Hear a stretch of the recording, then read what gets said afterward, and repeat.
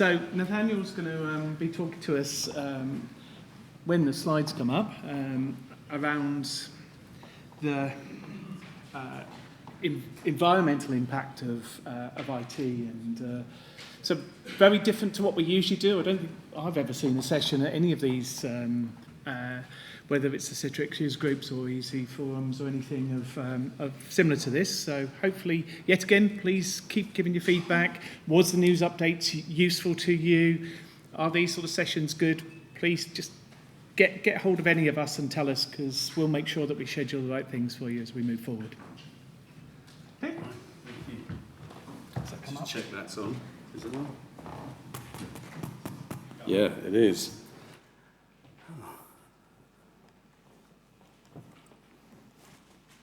Cleopatra. Anyone know much about Cleopatra? Please put your hands up right now. Specialist topic, mastermind. Anyone? Good, I can say what I like now. Did you know that Cleopatra lived closer in time to the moon landings than the buildings of the pyramids?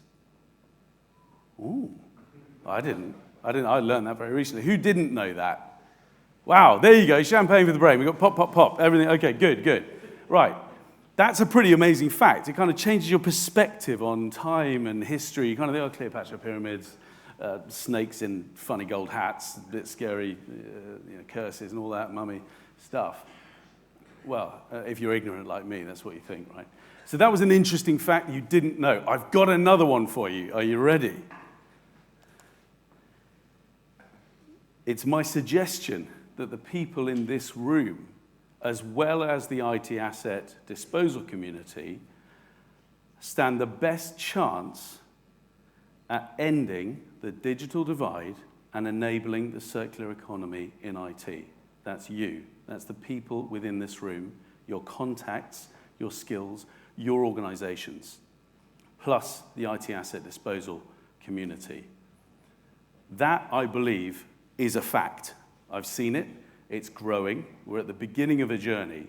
And I'm absolutely honored. Thank you, Neil, and thank you to the UC Forum for having me here, because it's only through distributing the message and getting people on board that we might just leave the world in a little bit better place than we found it. And after all, find your happiness, do good for others.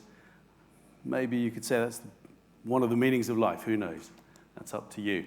I'm here representing a group of, a band of brothers, if you like, a group of organizations that are banded together around a charitable concept called Sunscreen IT. My name is Nathaniel. I'm the founder of Sunscreen IT Group.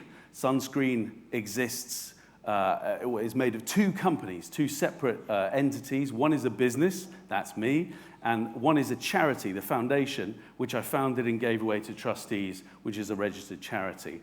Centerprise International are our main IT asset disposal provider, and last but not least, the fabulous Cutter. Now, who's aware of Cutter?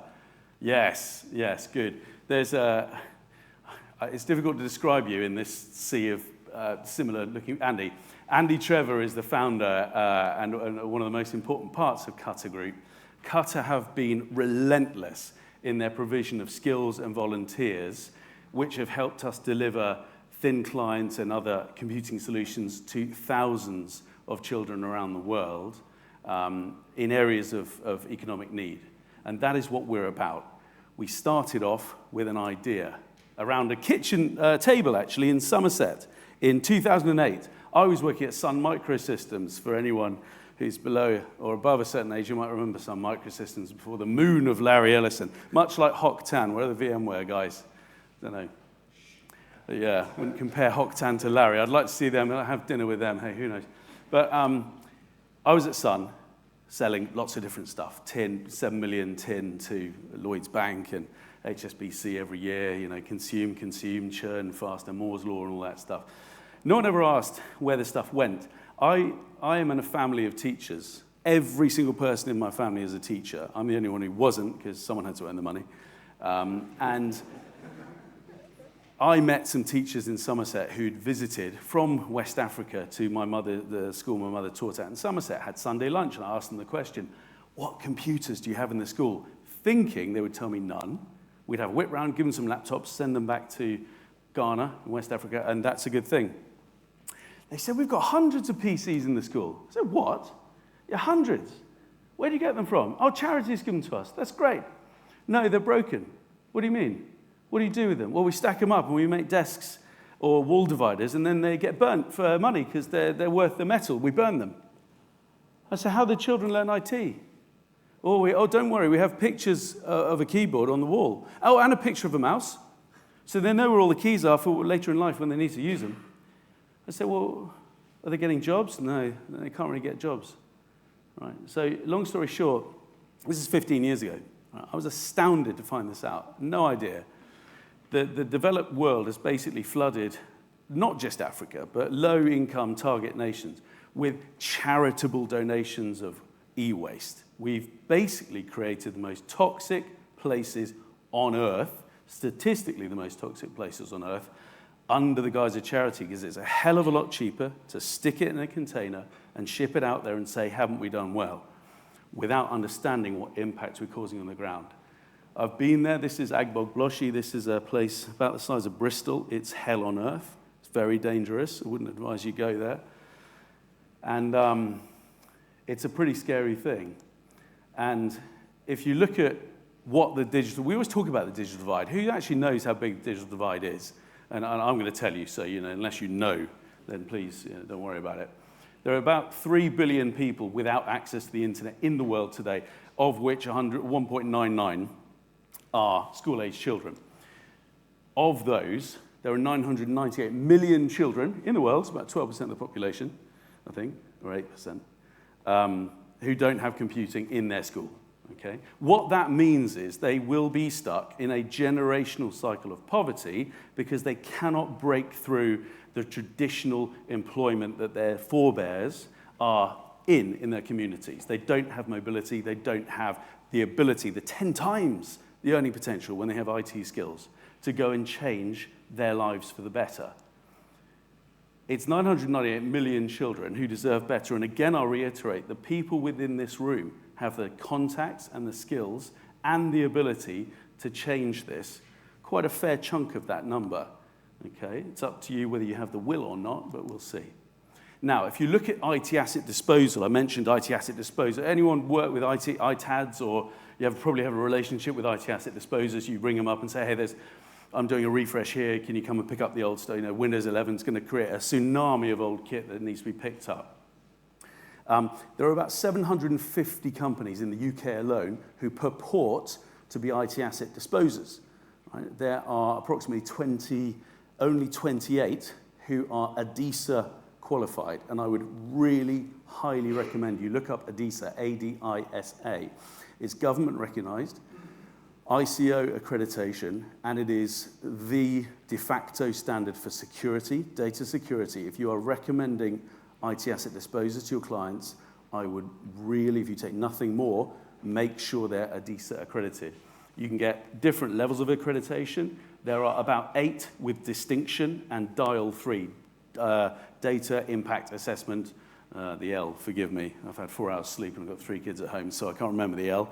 But it's the level of security your client needs after an assessment. There are about 8 companies with that highest level, but there is only one who we're working with who is actually giving their margin to our cause. Now, traditionally, IT asset disposal meant data security for the clients and a service delivered by the provider, and they take profit. Thank you very much, goodbye. That is what IT asset disposal has been for many years. But the problem with that, and it's still happening now, we see NHS trusts just shredding their old IT. It is absolutely criminal in the world where we're running out of minerals and gold and silver and platinum and copper within the next 30 years. Which is why Elon Musk loves the idea of catching an asteroid, but that's another story. They should never be classed as waste. When an IT product is collected and put in the waste stream, it cannot be taken out and used again. By law, it has to stay in the waste stream and be disposed of. Worst case scenario. The best practices, We're all big on recycling. The world thinks recycling is a good thing. Recycling is not the best thing.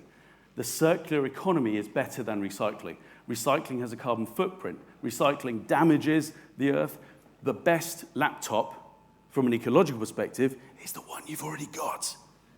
So if you can extend the life by using things like iGel or other applications, lots and lots of people are doing this.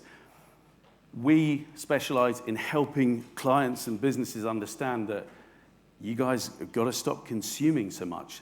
It's fine to recycle, but we can't recycle our way out of climate change. Now, IT assets, here's the rub. If you're a business, you get more money back if you don't shred it as waste. Waste is a cost, recycling is a cost. Refurb and circular economy gets you money back on the items that can be sold. I would suggest that the IT industry has the responsibility to right a lot of the wrong, or some of the wrong, that's been caused in the earth. The IT industry's carbon footprint is bigger than the aviation industry's, but no one's tweeting about Vodafone. Well, very few people are tweeting about it. Everyone wants to tweet about the Kardashians' private jet, right? Because that's fashionable. No one wants to tweet about Vodafone's megawatt per second. It's not cool. Well, I think it's cool, but that's me. I'm not cool either. But Kardashians get the spotlight. But we have more carbon footprint than the aviation industry. Top news. Who knew that? I created a model to try and explain this, and I'm not going to go through this now. Within the orange circle, people stay within the circle of control and governance.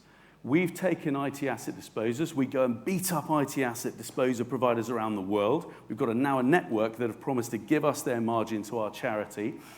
And what we're seeing is we're encouraging clients to start refurbing and extending the use of their items, carbon, massive carbon, water, and mining savings. And also we're taking that money and we're taking those donations into the charity, and we're delivering significant social outcomes. Following the United Nations Sustainable Development Goals, we specialize in 7 of those 17 goals, and we're taking equitable IT access, volunteering opportunities. I mentioned Qatar, I mentioned CI Recycling in my group, Sunscreen IT. When we get together, lives start changing, but actually, if you think about it, if you want to start volunteering with us and coming with us, or help prep a server before we take it out, please let me know. We're looking for more volunteers who are skilled. We're scaling tremendously well. We've managed to deliver enough of these schools around the world to get the attention of UNICEF. And Andy and I are now working with the education minister in the cabinet government of Sierra Leone. And their plan is to use the UNICEF funding, but with our model, to deliver sustainable thin client IT to 1.2 million children across 16 districts in Sierra Leone in the next 3 years. This stuff works, and I'm so delighted and honored at the chance to share this a bit more broadly in this community, which is so utterly pivotal to our success because of your little black books and your contacts. This is for your customers. If you're talking about the zone of control, if they're outside this security, their data loss, reputational damage, toxic waste in landfills, and legislative fines, right? But we know we can have significant outcomes, and we've got global opportunities to show that, right? So essentially, the model is, as I've said, we go pick it up, we beat up the IT asset disposers to give us their margin if we introduce their clients. That prevents the e-waste from ever getting in a container and saying, it's for the kids, and then it goes to toxic waste in third world countries. What that gives us is first dibs on all the second user kit we could imagine. There are thousands of old iGel units coming out of one of the main hospitals in London. We can absolutely use those straight away and take them. Each single device can give IT to at least 10 children every week on a class basis in Africa. Now, what that allows us to do is go out and give that sustainable funding. I'll talk about thin clients in a moment, but the outcomes are incredible. As I said, those children, when they graduate, can earn 10 to 20 times as much, and their entire community is built out of poverty permanently. And that's why we get out of bed in the morning, these outcomes here. And I want to touch on thin clients. I want to say the thin client is the hero of the story. I was inspired by the sun ray. Who knows what a sun ray is? Yeah? Don't we love the sun rays? Larry Ellison, you bleep. Anyway, so, I mean, nothing's perfect, right? But that's why we switched to iGel after Sunray got binned. But When you look at the environmental disaster of giving 998 children a PC or a device, that would destroy the planet. Right? There's only about 350 odd million devices made every year. Right? Think about it. The difference with thin client. We all know if you nick them, there's nothing on them. There was a story when we used to do thin client. Well, seriously, right? Someone nicked one from Birmingham Libraries and even brought it back. That true story, Andy, isn't it? What year was that? Like 2006. They started, I'm going to have that. They brought it back. It was nice of them. I mean, it wasn't a book, but at least they brought it back. The deterrent for stealing, I mean, we're talking areas of abject poverty. The thin client's perfect. It's nailed to the desk as well, screwed down, but it's got nothing on it. If you look at the architecture, the physical architecture, this was a school we helped design in Sierra Leone. We consulted with the architecture and the Prince's Trust, and we said, well, hey, don't worry about cooling. This stuff in the classroom, there's almost no heat. There's no noise. You don't have to have 50-odd PCs in the room. We'll put that in a separate room. We'll drop it down. We'll have passive air cooling in there, and suddenly the school is massively more sustainable because it's not using air conditioning. And that benefit there is tremendous in this kind of environment, the heat saving, the power saving, and of course we've got the volunteers that can literally get one of the teachers to plug in their mobile phone to the main server, and within minutes they're updating it from Bury in Manchester or wherever they are, and that's where you as volunteers come in. You don't all have to have hepatitis A, B, C, D, E shots, malaria, go and eat cow's hoof soup, throw up with me on these trips. You're very welcome to come. It's a great experience. But if you want to sit in the comfort of your own home, you can change lives as well. Think about volunteering. That's what the Cutter guys do. Because again, I'm banging on about it, but consumption is not sustainable. This is an amazing picture. Go and Google this guy, Dylan Marsh. Dylan Marsh is a digital photographer. He's a photographer and a digital artist. He's gone out and created these amazing pictures. You can't really see, you see on the left there, those ridges, you can drive a truck on each ridge. That's the copper. That's a visual representation of the copper that came out of all that mining. Same here. South African mines, right? Destroying that much earth for that much copper. Right? One PC takes 190,000 liters of water use to be made. It takes 2 tons of the Earth's crust to be mined and refined, and it costs about 400 kilograms of carbon, and 85% of that carbon footprint is in its manufacture. You might have heard it costs more carbon to make a car than driving it for 30 years. I don't know if you've heard that stat. Same with IT, right? The making of it is the problem. But what does that actually look like? If you want to have a bit of a tomorrow's world moment here, right? That's the same, I'll go back just one global production, right? 360 million desktop end user units per year, right? What does that look like in terms of the Earth? That's 25 million Olympic swimming pools. That's nearly 35,000 Eiffel Towers of mining. And that is the physical look of 1 ton of carbon emission. Right? It's about double the height of a London bus. We love London bus analogies, don't we? Why do you think that matters? Why do you think carbon matters? CO2 in the atmosphere. Well, but it's a lot of atmosphere, right? Not really. We've got a really thin layer of, I don't want to, this isn't doom and gloom, right? I'm not here because I've got an answer to this, right? We've got a really thin layer of air around the Earth. It's bloody small, right? If you put all the air in one place, in one bubble, it just about covers Europe, which is why this matters. There's not that much air. It's kind of scary, but kind of cool. Another one of those Cleopatra moments, right? We can't afford to ignore it. And we're running out of metals. Again, bit of doom and gloom, but I've got some good news coming. There are a wealth of peer-reviewed scientific reports. Approximately 15 years will be when our gold and silver mines are exhausted on this Earth, and 30 years for platinum and copper. Not that long. That's our lifetimes, hopefully. Depends how tonight goes. So the good news, here's the good news. There's already enough metal which has been mined, refined, and taken out of the Earth to keep us going pretty much forever if we adopt a circular approach to IT. What that means is cupboards. Whether we're talking a cupboard in every central government office, probably full of stuff, with maybe some data on that shouldn't be there, that's been orphaned because it wasn't bought as part of the contract. Or we're talking your actual home, where you might have mobile phones, you might have laptops, 3 or 4 devices out there that you go, we're not sure about. We work on things called IT amnesties. We work with large companies, and then we extend our IT asset program to their clients and their employees. So please ask me about that. If you have a pile of stuff, it needs to be handled correctly for data security, but this is essential. The good news is we've already done the hard work. We've mined enough bloody metal out of the earth, and we've got a massive opportunity if we adopt it. The final thing I'd say for your clients, if you're addressing businesses, the CSRD, the Corporate Social Responsibility Directive, was enshrined in January this year.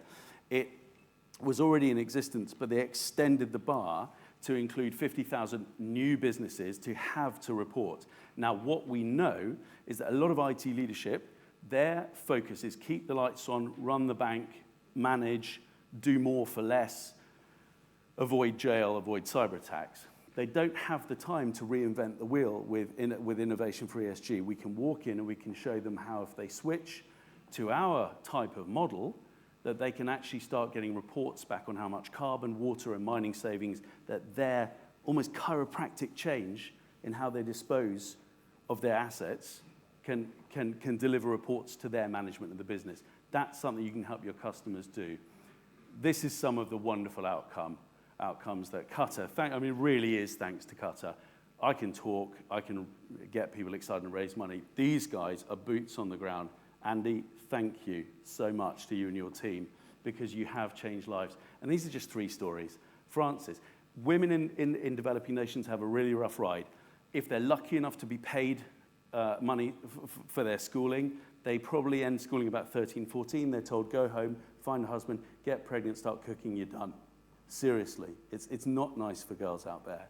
This one, because of the school, she had access to IT, no IT skills before. She's now managing a program for young mothers, single mothers in Sierra Leone, helping them build a brighter future, and IT is a big part of that. This lady here, no IT skills before. She's now not at home, pregnant and being told what to do by her husband. She's working for herself in a bank. And I love this guy. It's a really terrible picture. You'll see he lost his arm. Now, when you're dealt a hand of cards, you're living in Sierra Leone with one arm, pretty rough odds, right? This guy has used our systems. He's now computer literate, and he's heading into a job in social work because, as in his words, which get me every time, I was helped, I want to help other people. There's just 3 of the thousands of people who are using the stuff that, thanks to a bit of iGel, a lot of Qatar, and our community have delivered already, and we're just scratching the surface. We do projects in the UK as well. This was great fun, working with Nick Knowles and his band of oddballs and seeing behind the scenes and how BBC Smoke and Mirrors, BBC productions are made. Last year we did Children in Need in a youth centre in Leeds, and we delivered a different type of IT. It wasn't thin client, but it was what they needed. And again, Qatar came along. There's Connor. Anyone know Connor? Don't know if anyone knows Connor.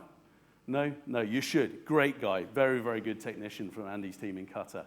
And we delivered that, and that's going strong for 800 young women in a terribly disadvantaged area of Leeds. We're working on new projects as well. We're off to Ghana in 6 weeks' time. That reminds me, we've got to get the visas sorted for your Hungarian chap. Straightforward, no problem. And Ghana High Commission and Highgate. And we're off to Ghana, so we're also speccing IT for a special needs school called Greenmead in London, in Wandsworth, which will be completely different. And we're working in partnership with BT, Division X, to maybe put some amazing technology in about, sensory rooms and walls for these children. It doesn't always have to be thin client. It has to be what is needed, because the charity model was broken. I want you to imagine a grandmother passing away in Birmingham, and there being a boy, a 6-year-old boy in London, who needs clothes. The old charity IT model was as stupid as, the mother doesn't need those, the grandmother doesn't need those clothes, the boy needs, let's send the grandmother's dresses, because that's clothes, right, to the 6-year-old boy. That's how, a worst case, that's how stupid the traditional IT charity model was. We don't need this anymore. Who needs it? Oh, here we go, aren't we great? We've given away some stuff. That's not our model. We're here to disrupt that. We monetize that model. We stop the waste going to places it shouldn't go, and we take the money and we buy what's right for the right purpose, the right tool for the right job. And we did that there. So our model, I've talked about it enough, I think.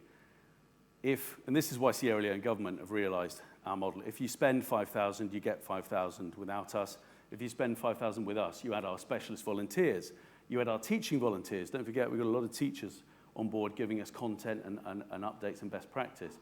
You look at our second user asset, access, from all of this equipment coming back in, we can cherry pick from, and we get trade costs for new IT assets. That 5,000 goes a hell of a lot longer with our model, and that's why the governments in Africa are so much more interested, because not only is it getting more bang for their buck, it's also, they know, very much better for the planet. I'll leave you with this. For every action, there's a consequence. Yeah? Doing nothing is also a choice. Yeah, that's a guilt trip for you, isn't it? There you go. I love this. Some of these quotes keep me warm at night. Education is the most powerful weapon you can use to change the world. And the last one, never doubt that a small group of thoughtful, committed citizens can change the world. Indeed, it's the only thing that ever really has. Think about it. Us few in this room, your contacts, your skills, your capabilities. The only thing missing, perhaps, is the leap and the willingness to maybe push this forward a little bit. Our community, this community, your community has the power to leave this world. We're not going to change the world. We're not going to save the world. No one can. But you do have the opportunity to leave it a little bit better than how you found it. And I just want to say thank you so much again for the opportunity to speak today. Thank you.